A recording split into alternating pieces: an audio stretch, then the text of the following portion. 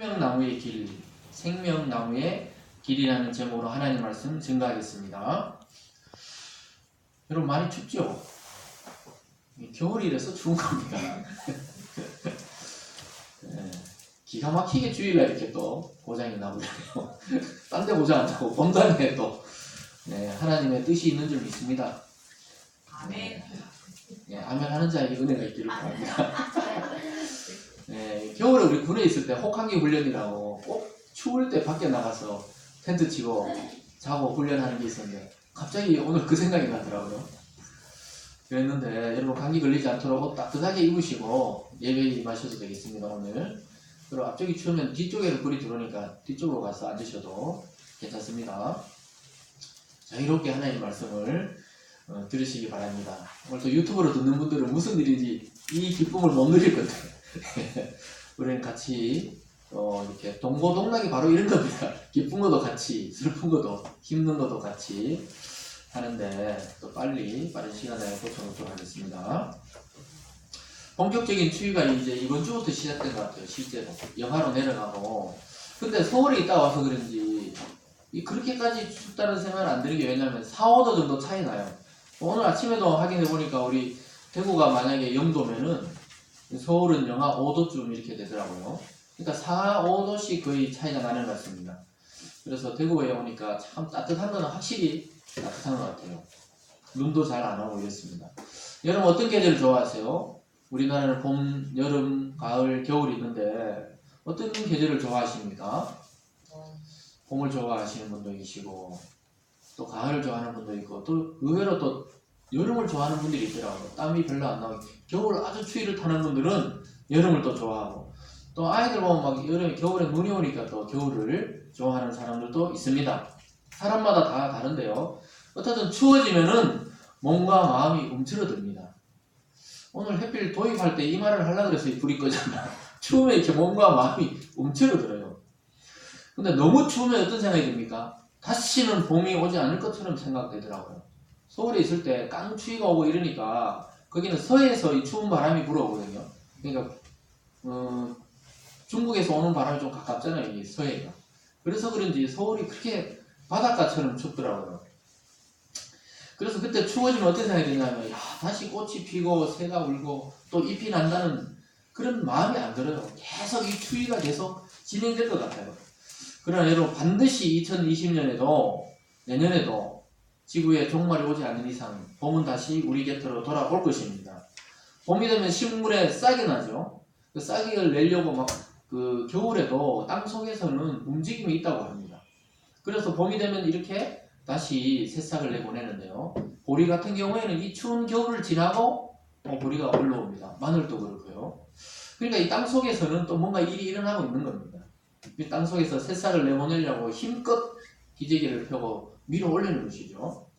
식물들은 뿌리로부터 영양분을 공급받기도 하지만 태양빛을 받아야 또 자라고 광합성 작용을 통해서 이 삼투압이라고 그러죠. 이런 작용이 일어나서 식물이 또 자랍니다. 그래서 땅만 필요한 게 아니고 태양빛이 필요한 것입니다. 여러분 태양은 어느 식물에게나 공평하게 비춰지고 있습니다. 이 지금 뜬 태양은 예배를 드리고 있는 우리나 예배 안 드리고 두려움에 운동하는 사람들이나 똑같이 태양빛은 비춰주고 있습니다. 맞습니까? 그래서 옆에 나무를 탓할 필요가 없어요. 그냥 자기가 자기 빛을 받아서 살아가면 되는 것입니다. 자기 스스로 빛을 받아들이고 성장하기 때문에 나무들은 옆에 나무를 탓하지를 않아요. 사람들만 자꾸 옆에 사람 탓하지. 나무들은 그냥 자기가 땅의 기운을 받고 또 태양빛을 받고 스스로 그냥 자라납니다. 근데 놀랍게도 성경책을 보면은 성경 속에 보면 신앙의 세계를 식물에 비유하는 경우가 많습니다. 예수님도 이 땅에 오셨을 때 씨 뿌리는 비유를 통해서 30배, 60배, 100배의 열매를 거두게 된다. 이렇게 하면서 신앙의 세계를 식물에 비유했었습니다. 동물적이지 않아요. 그러니까 이 신앙의 세계는 동물은 약육강식이죠. 동물의 세계는 비정합니다. 약한 동물을 잡아먹어야 자기가 생존하기 때문에 어쩔 수 없이 또 약한 동물을 잡아먹고 자기는 또 생존하는 것입니다. 다른 누군가를 잡아먹어야 유지되고 성장하는 세계가 이 동물의 세계인데 식물은 다른 식물을 잡아먹고 옆에 있는 나무를 잡아먹고 그러지 않습니다. 그냥 땅에 흙을 먹고 또 태양을 받고 스스로 자라나가는데요. 신앙의 세계와 이와 비슷합니다. 오직 하나님의 말씀을 자기 양식으로 삼아서 스스로 성장하는 세계입니다. 제가 여러분에게 오늘 말씀 전하고 또 성경 공부할 때 그냥 전하지만 어떻게 자라는지 몰라요. 여러분 마음속에 성령께서 적용하시고 인격을 다듬으시고 신앙이 성장하고 자라나게 하는 것입니다. 양식은 곧 자기의 정체성을 나타냅니다. 우리나라는 주식이 빵이나 뭐 스테이크 이런 게 아니잖아요. 또 그걸 먹는 나라에서는 또 그걸 먹고 그 힘으로 살아갑니다.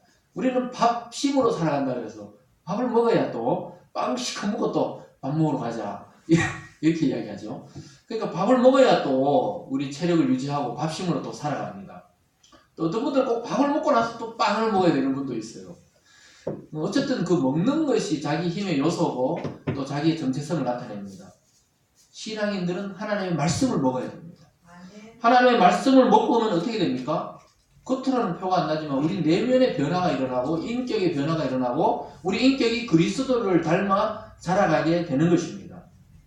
그래서 신앙의 세계는 굉장히 이 식물의 세계와 비슷합니다. 피 흘릴 필요도 없고 살육이 없는 세계가 신앙의 세계입니다. 그러니까 여러분 옆에 사람과 비교할 필요가 없어요. 교회도 옆에 교회랑 비교할 필요가 없습니다. 요 근처에도 교회들 많잖아요. 비교할 필요가 없어요. 각자 그냥 그 숲에 있는 나무들처럼 예배를 드리다 보면 하나님은 전 세계에 있는 교회의 예배를 지금도 함께 받으시고 있는 중입니다. 믿습니까? 그래서 교회에 와서 경쟁한다는 건 굉장히 무의미해요. 교회 신앙생활을 막 경쟁적으로 한다. 이건 굉장히 의미 없는 일입니다. 자기가 그냥 말씀을 듣고 먹고 자라서 그냥 그리스도의 장성한 분량까지 자라나는 세계입니다. 각자가 하나님의 말씀 안에서 생명을 누리는 세계가 바로 신앙입니다. 오히려 아름답게 각자가 성장해서 서로 조화를 이루는 곳이 바로 교회의 공동체입니다. 세상은 약육강식이지만 교회는 서로 그냥 자라서 서로 조화를 이루는 곳이 하나님의 나라이고 하나님의 세계이고 교회의 공동체입니다. 믿으십니까? 그래서 여러분 각자가 스스로 말씀을 먹고 자라나야 되는 세계입니다. 하나님이 만드신 그 식물들은 처음에 창조했을 때는 어떻습니까? 스스로 자라나는 세계였습니다. 우리가 창세기 1장과 2장 배울 때 식물들이 스스로 하나님이 그 흙에서 식물을 내라니까 식물을 내고 나무에서 열매를 내라니까 열매를 내는 그런 자연스러운 어떻게 보면 자동 시스템이었죠. 하나님이 그냥 자연스럽게 자라나게 했습니다. 많은 나무들이 에덴 동산에도 있었어요. 그 중에 하나님이 만드신 그 동산 중앙에 선악을 알게 하는 나무와 생명나무가 있었던 것입니다. 우리가 지난주까지는 선악을 알게 하는 나무에 대해서 알아보고 인간의 타락에 대해서 알아봤습니다. 유혹의 과정이 있었고요. 타락의 과정이 있었고 또 죄가 들어오고 죄의 결과로 하나님께 저주를 받고 또 인간이 흙을 파먹어야 된다 그랬고 평생 수고해야 된다 그랬고 또 그런데 그 가운데서도 하나님의 은혜로 여자의 후손이라는 그 예언이 있었고 또 가죽옷을 지어입혀가지고 사람을 가죽옷을 지어입혀서 위험으로부터 보호했고 또 짐승의 희생이 들어가야 인간이 보호된다. 그것이 곧 그리스도가 이 땅에 오셔서 우리를 대신해서 피 흘린 것을 상징한다. 이렇게 말씀했습니다. 기억납니까? 그래서 가죽옷의 원조가 누구라 그랬죠? 네, 하나님이시라고 그랬습니다. 진도 모피가 아니고 하나님이 우리나라가 아니죠. 이 세상 가죽옷의 원조다. 이렇게 말했습니다. 오늘은 하나님이 인간의 타락 이후 지키시고 보존하시기로 했던 에덴 동산 안에 있던 선악과가 아니고 또 다른 열매, 또 다른 나무인 생명나무에 관해서 잠시 살펴보겠습니다. 우리 모두에게 오늘 이 생명나무를, 이 진리를 깨닫는 은혜가 있기를 주님의 이름으로 축원합니다. 오늘 첫 번째로요, 생명나무 열매의 특징을 살펴보도록 하겠습니다. 먼저 생명나무의 가장 큰 특징을 알아보도록 하겠습니다. 본문 22절에 보면 그 내용이 나옵니다. 22절을 함께 읽어보겠습니다. 시작. 여호와 하나님이 이르시되 보라, 이 사람이 선악을 아는 일에 우리 중 하나같이 되었으니 그가 그의 손을 들어 생명나무 열매도 따먹고 영생할까 하노라 하시고. 생명나무는 오늘 본문을 보니까 말 그대로 이 열매를 먹으면 영원한 생명을 얻는 열매입니다. 여러분 이 열매를 드시고 싶지 않으세요? 영원한 생명을 얻는 열매. 중국의 진시황은 불로초, 늙지 않고 죽지 않는 불로초를 구한다 그러는데 그걸 보니까 성경에 나와 있어요. 영원한 생명을 주는 열매가 바로 생명나무의 열매다. 그게 에덴 동산 중앙에 선한 나무와 같이 있었다. 이렇게 말씀하고 있습니다. 하나님이 그런데 생명나무의 길을 이거 보호해야 되겠다. 지켜야 되겠다. 이렇게 말씀합니다. 왜 이 영생해야 하는 나무 열매를 인간이 타락된 이후에 따먹지 못하게 하셨을까요? 원래 인간은 죽음이 없이 창조되었잖아요. 계속해서 영생의 나무 이 열매를 먹고 살아야 되는데 하나님이 타락한 이후로 이 열매를 못 먹도록 막아야 되겠다. 이렇게 말씀하고 있습니다.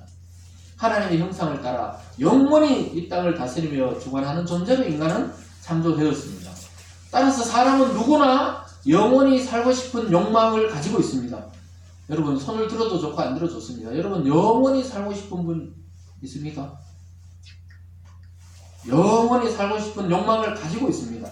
그래서 현대사회에서 보면 건강산업이 발달하잖아요. 또 건강식품이 식품업체가 많이 늘어나고 또 장수를 꿈꾸는 이유가 뭡니까? 영생에 대한 소망이 있어요. 100세 시대다, 120세다, 자꾸 이렇게 살고 싶은 이유가 뭡니까? 결국은 장수한다는 것은 계속 살고 싶은 욕망이 인간에게 있는 것입니다. 그 영혼에 대한 갈망이 누구나 있어요. 그래서 어떤 젊은이가 어른들 이렇게 운동하는 데 있잖아요. 이 동산 같은 데 요즘에 보면 운동기구를 많이 만들어 놨잖아요. 거기 운동하러 갔더니 어른들이 막 노인들끼리 대화를 하더래요. 막 운동을 하시면서, 예? 예를 막 운동을 하시면서, 아이고 늙으면 죽어야 돼, 죽어야 돼. 운동을 하시면서 늙으면 죽어야 돼. 막 철봉을 하면서 이렇게 이야기하더랍니다. 이 라디오 사이에 나왔는데 너무 웃기더라고요. 제가 이동할 때 항상 라디오 듣는다고 그랬잖아요. 기독교 방송 안 들어요, 저는. 일반 방송을 듣습니다. 그래야 사람이 어떻게 사는지 알지. 목사가 맨날 기독교 방송만 들으면 사람이 어떤 심리인지 모르잖아요. 그래서 어른들이 청년이 그래 이렇게 뒷동산에 가보니까 열심히 운동하시는 어른들이 막 낮에 대낮에 자기 쉬는 날에 갔는데 막 운동을 하시면서 막 역기도 들고 이러시면서 서로 하는 말이 뭐냐? 빨리 죽어야 돼, 늙으면. 그래서 계속 운동을 하시더라는 겁니다. 그러면서 더 웃긴 말이, 그래, 아유, 시간 다 됐네, 점심시간 다 됐네, 뭐 먹으러 가까이 가니까 막, 아까 죽어야 되겠다, 이렇게 있겠던 어르신이 몸에 좋은 거 먹으러 가더라고. 그러니까 인간은 본능적으로 무의식 중에 뭐냐? 어떨 때 고통이 있고 고난이 있으면 빨리 죽어서 그냥 천국을 가든지 뭐 어디 가고 싶지만, 실제로 우리 본성 속에는 영원히 살고 싶은 마음이 있다는 것입니다. 왜 그렇습니까? 하나님이 영원히 사는 존재로 원래 창조해놨기 때문에 그렇습니다. 믿습니까? 그래서 첫사람, 근데 아담이 이 하나님이 금지하신 선악을 알게 하는 나무 열매를 따먹고 나서 죽음이 인간 속에 싹 들어와 버렸어요. 영원한 존재로 하나님의 숨이 들어갔는데 선악을 알게 하는 나무 열매를 따먹고는 죽음의 존재로 죽음이 들어와 버린 겁니다. 원래 만들어진 게 아닙니다. 하나님이 창조하신 위치에서 벗어나서 타락했기 때문에 하나님과 하나 될 수 없었고 하나님과 분리될 수밖에 없었습니다. 하나님은 죄와 함께 할 수 없기 때문에 에덴 동산에서 인간을 내쫓을 수밖에 없고 또 인간도 나갈 수밖에 없어요. 왜냐? 죄 짓고 나서 자꾸 숨잖아요. 나무 뒤에 숨었고 하나님 부르니까 부끄럽다 그러고 자꾸 숨었습니다. 그런 상태로 영원히 사는 것은 오히려 불행이고 고통입니다. 여러분, 죄진 상태로 영원히 사는 것은 불행이고 고통인 것입니다. 죄악 가운데 영원히 살아봐야 계속 고통만 있고 끔찍한 일입니다, 사실. 여러분 몸에 만약에 병이 있는데 그걸 계속 수술하지 않고 계속 가지고 간다면 고통이잖아요. 그걸 잘라내고 고통이 있어도 수술하는 것이 훨씬 낫습니다. 병을 가진 채 사는 것보다 병을 치료하고 수술하고 깨끗한 몸으로 사는 게 낫듯이 인간은 죄와 함께 영원히 사는 것은 그건 지옥과 같아요. 고통입니다. 그래서 하나님은 선악을 알게 하는 나무 열매를 따먹은 사람이 생명나무 열매를 따먹고 죄인된 상태에서 영생하는 것에 대해서 염려하시고 방비를 가지고 계셨어요. 내쫓는 게 나아요. 내쫓고 다시 하나님의 그 보내는 메시아를 믿고 구원자를 믿고 영생하는 게 낫다고 알고 계셨던 것입니다. 그래서 하나님은 에덴 동산에서 사람을 추방하셨습니다. 죄와 하나님을 분리하셨습니다. 그리고 인간의 몸의 근원이 된 그 땅을 갈면서 평생 살도록 만들어 주셨습니다. 23절 말씀을 함께 읽겠습니다. 시작. 여호와 하나님이 에덴 동산에서 그를 내보내어 그의 근원이 된 땅을 갈게 하시니라. 여기 보니까 그를 내보냈다. 사람이죠. 내보내가지고 그의 근원이 된 땅, 인간의 몸을 구성했던 그 땅, 흙을 갈아먹게 하려고 내보냈다. 하나님의 동산에서 내보냈다. 이렇게 말합니다. 하나님은 선악을 알게 하는 나무의 열매를 따먹은 사람을 원래 먹으면 바로 죽는다 그랬잖아요. 바로 죽이지는 않았습니다. 대신 영원히 사는 것은 방지하셨어요. 에덴 동산 안에 있으면 자꾸 그걸 따먹고 죄된 상태로 영원히 사니까 추방해버렸습니다. 내보내버렸습니다. 동산 밖의 땅을 갈게 하셨습니다. 동산 밖은 하나님이 보호하시는 공간이 아니라는 것입니다. 물론 모든 세계를 하나님이 통치하시고 하나님의 주권이 있지만 이 동산은 특별한 공간이었어요. 우리가 교회 안에 와서 예배를 드리듯이 그 동산 안에서는 하나님과 교제하고 동행하던 특별한 공간에서는 내쫓았습니다.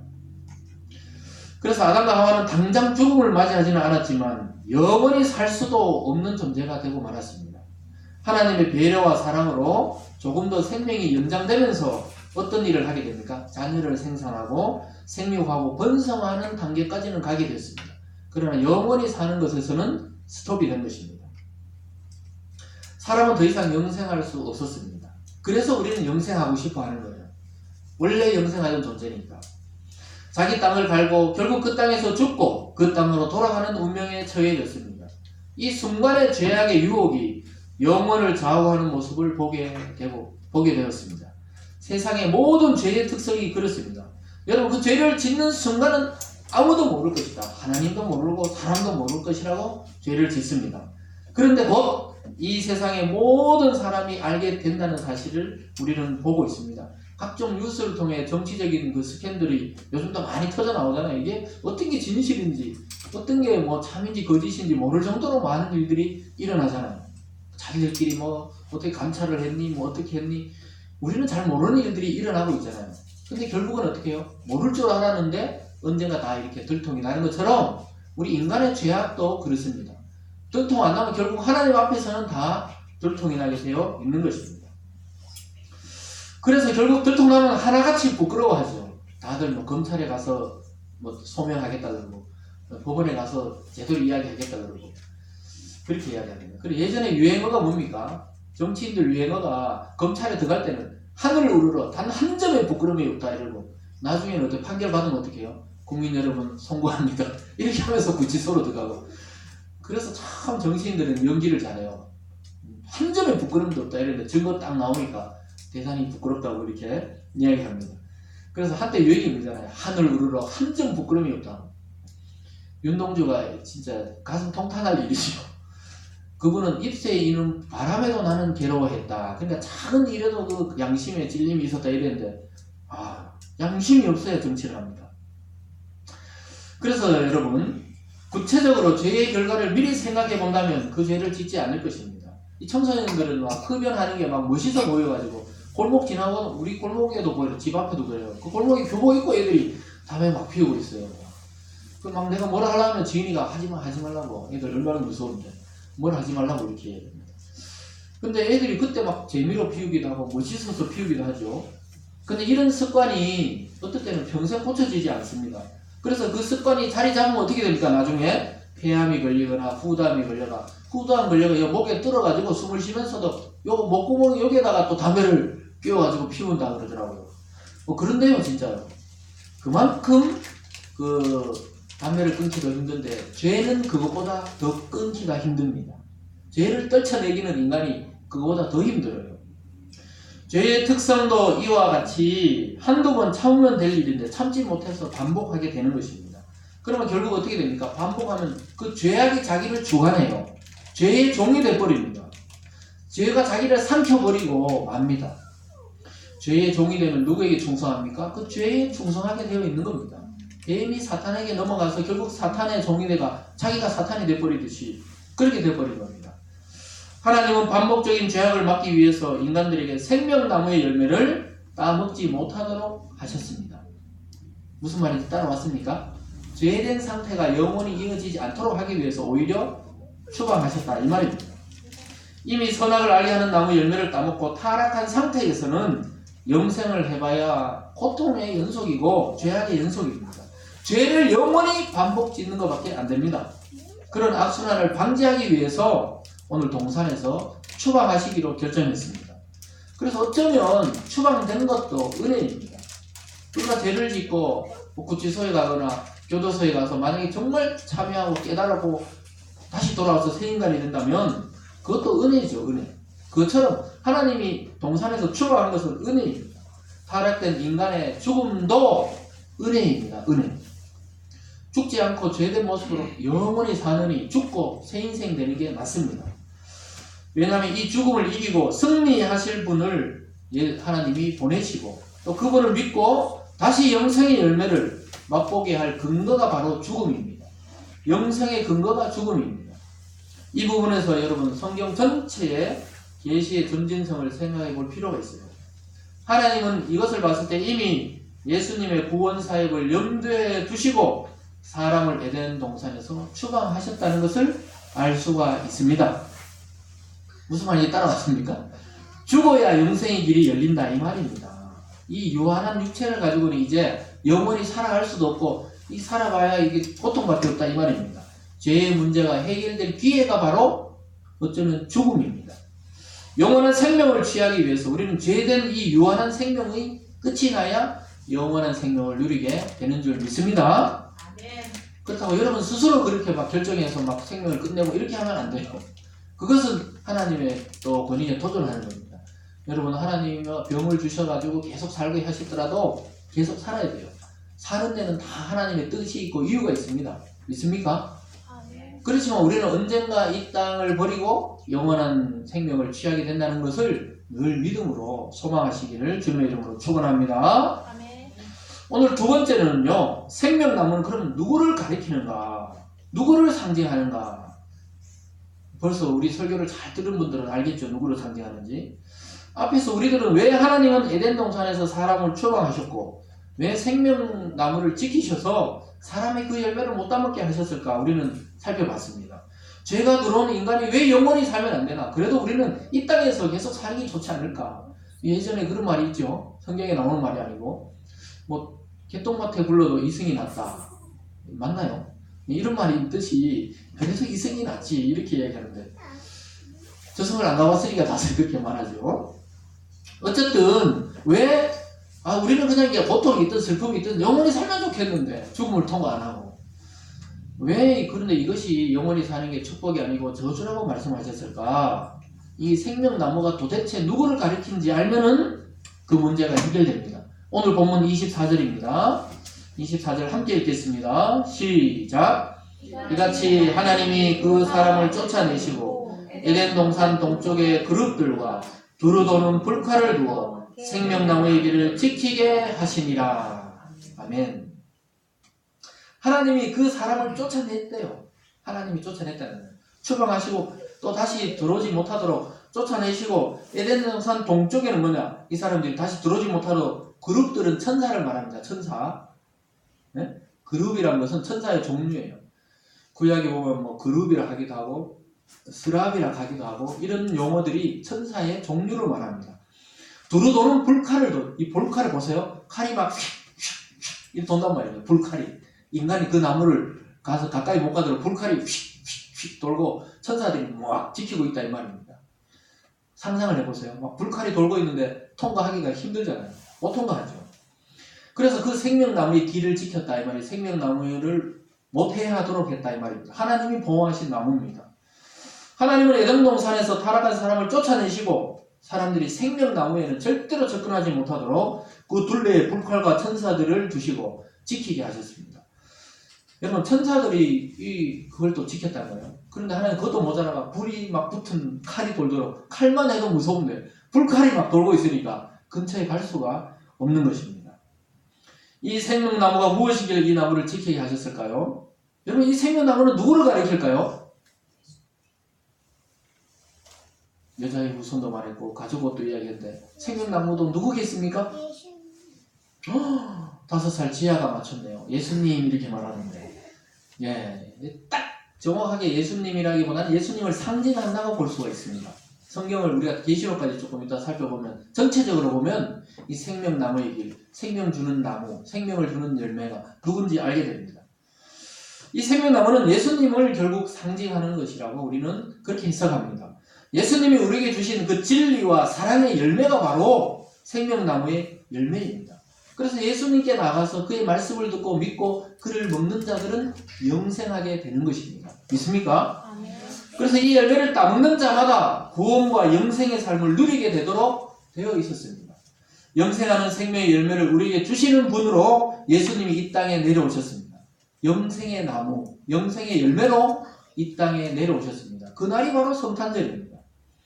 여러분, 하나님과 관계가 단절되었던 이 땅에 구원과 생명과 영생을 주시려고 이 지구, 이 지상이라는 동산에 심겨진 나무가 누굽니까? 예수 그리스도입니다. 따라오셨습니까? 에덴 동산 중앙에 있던 그 생명나무는 누구를 말한다고요? 지금 이 지상에 심겨진 예수 그리스도를 상징한다. 그 나무가 예수님이란 말이 아니고 상징한다. 이 말씀입니다.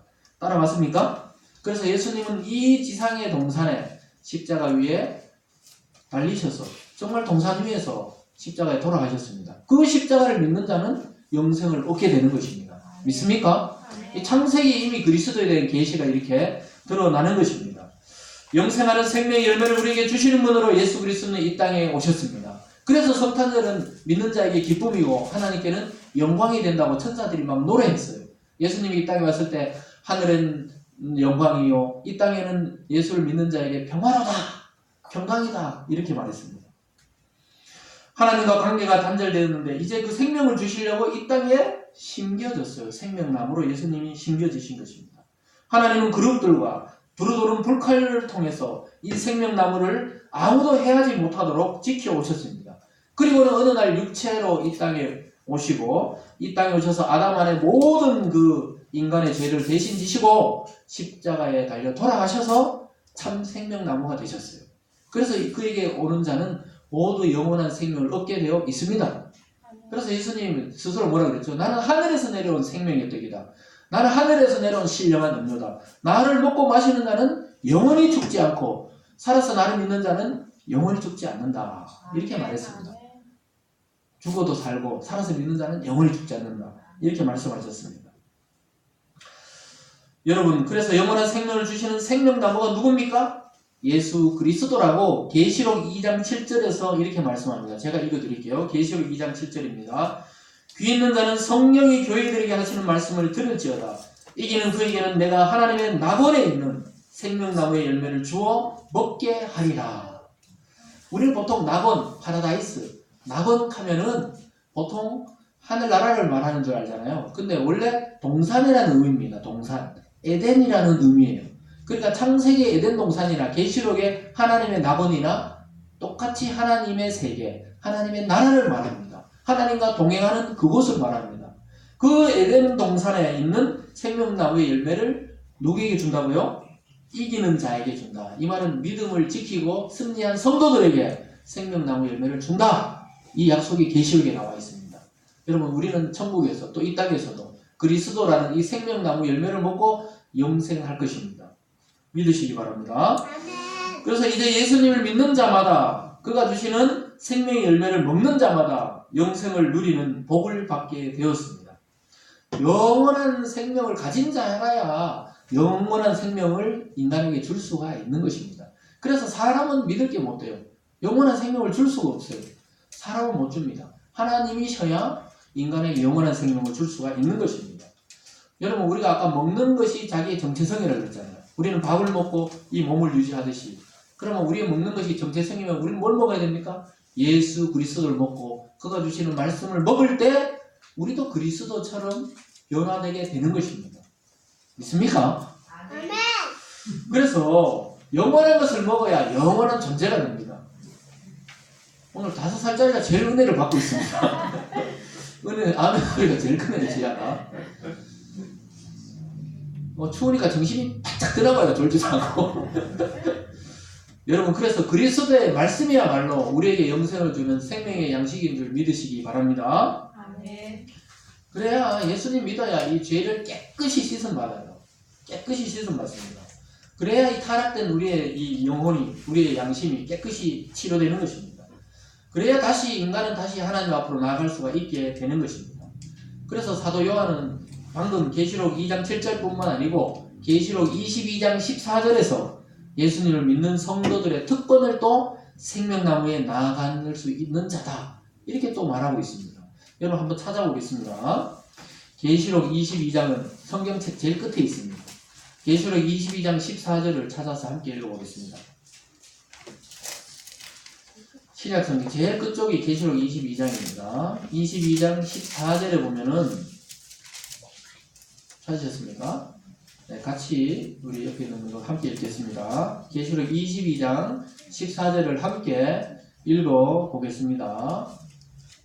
시작. 자기 두루마기를 빠는 자들은 복이 있으니 이는 그들이 생명나무에 나아가며 문들을 통하여 성에 들어갈 권세를 받으려 함이로다. 아멘. 이렇게 나오죠. 자기 두루마리를 빨는 자들이 누굽니까? 성도들을 말합니다. 성도들. 두루마리를 빤단 말은 우리나라도 예전에 두루마리 입었지만 하얀 그 옷을 말해요. 하얀 옷을 세탁기에 넣고 깨끗이 빨았을 때 그 빨래한 옷을 보면 하얀 게 순결하잖아요. 예수 피로 씻긴